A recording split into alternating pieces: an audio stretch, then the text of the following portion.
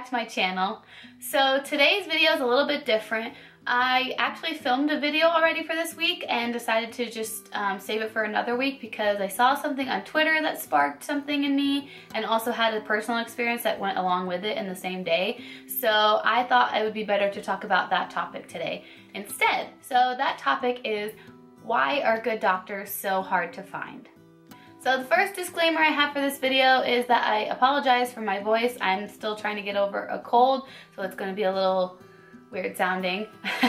The second disclaimer I have for this is I know in my heart that there are good doctors and nurses out there in the world, and thank you so much for being caring and kind to your patients. But this is my story, and I'm sure there's many out there with chronic illness, without chronic illness, that can share in my story that sometimes good doctors are just so hard to find. So I just want to say, for the good doctors and nurses out there, bless you.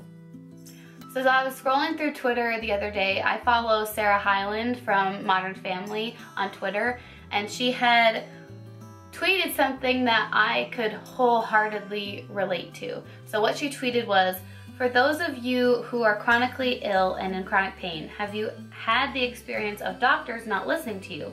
If so, how do you not tear their heads off with your bare hands? Smiley face. And I immediately hit the like button because I've had that experience so many times. And I think a lot of other chronic pain, chronic illness, but especially chronic pain with some doctors not believing that fibromyalgia is a real thing or not having enough education about the topic, they just don't listen. Like, they'll pretend they're listening, but they don't really want to help you. They don't really give you any options, and that is so incredibly frustrating. Ironic that the day I saw this tweet, I had just gotten home from a doctor's appointment that I had to make last minute because I was having some kidney symptoms again. If you guys don't know what I'm talking about, in my fibromyalgia update I talked about some kidney issues I was having. I'll link that up in the card above. And it's just the same as always. I go to the doctor. The nurse is always the nicest. She is in there much longer than any doctor ever is. And the doctor just, it wasn't even a doctor, I'm pretty sure it was a nurse practitioner, and I've had wonderful nurse practitioners. Sometimes I hit it off better with nurse practitioners than I do actual doctors. But it's so frustrating because I never got up on the examination table. I sat in the side chair the whole time. He was typing away on the computer, so he wasn't, he maybe made eye contact with me twice at the most, but he was just typing on the computer, kind of like as I was talking and telling my symptoms and what I had concerns about. He was like, yeah. And he didn't even barely look at me. The most he did was listen to my lungs and heart, and that was it. So I think it frustrates me that they don't take the time. And I know that some days, yeah, you have a lot of appointments, you have a lot of patients to see, but when I'm in the examination room, when I'm in that doctor's office, that's my time. That's my time for you to listen, to pay attention, and to care for me when I'm there. Then you can move on to your next patient. But it frustrates me more than anything when the time I wait in the waiting room is longer than the time I actually saw the doctor. And yeah, sometimes it is a quick in and out thing, it's an easy fix, but this time I just was having conflicting symptoms, so I wasn't sure what it was, and I left frustrated as always, called my mom,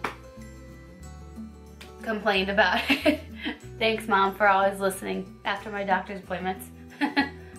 And what I always think is, if you didn't want to truly care for the people that you're meant to be caring for as a doctor, as a nurse, any part of the medical profession, why did you get into this profession? I think most little kids, when you ask them what they want to be when they grow up and they say doctor, they say it's because they want to help people. And I don't know, somewhere in the process of becoming a doctor, becoming a nurse, maybe that fades a little bit. But I think that should always be the core of being in the medical profession, is just wanting to help people, to want to make people better. I mean, I'm not even a doctor, and I just feel that way no matter what. And I did actually tweet her back and tell her about the experience I had that day in as under 140 characters as I could. And I like that I was able to share that with her so she could see my tweet and not feel alone, and I could see other people's tweets and not feel alone. It is nice that there is that community out there that we can just relate to each other. And unfortunately, we have to relate to each other because of something bad that's happened. But hey, it brings us together as a community. And a lot of people that were replying to her tweet were talking about their experiences and saying definitely know like your patient rights and stuff like that. But I mean, sometimes you don't think about it in that moment. But as I've said, sorry, my bra is super itchy. As I've said before, it's important to be your own advocate. And so to be as knowledgeable as possible, to be as up to date as possible on what you're suffering through is super important, because if that doctor decides they don't want to care, then you can say, no, I know this isn't right. And it's not like you want to back talk or pretend that you know more than a doctor. But sometimes that's the case. I've gone into a doctor's appointment and I've mentioned a certain treatment and that doctor didn't know what it was. So I took it upon myself to educate that doctor and to say, this is what I've done research about, and I think this is why it's a good treatment, and blah, blah, blah. But that's why it's so important to not be your own doctor, because I mean, you can't always treat yourself. Sometimes the medical intervention is necessary, but to be able to stand up for yourself, to know what might be best for you, and to say that. Not to just know it in your heart, but to make that known. So all in all, I just want to say thank you to any nurse, doctor, radiologist, phlebotomist that I've ever encountered in my life that has treated me with kindness and care and compassion and really looked out for what's best for me. Thank you. I appreciate you, and keep doing what you're doing because it makes a difference with your patients. If you guys have any stories that you want to share, please leave them in the comments down below. I love seeing other people's stories and perspectives on things. And if you guys missed my last video, you can click up here to watch that, and I will see you guys next time. Bye!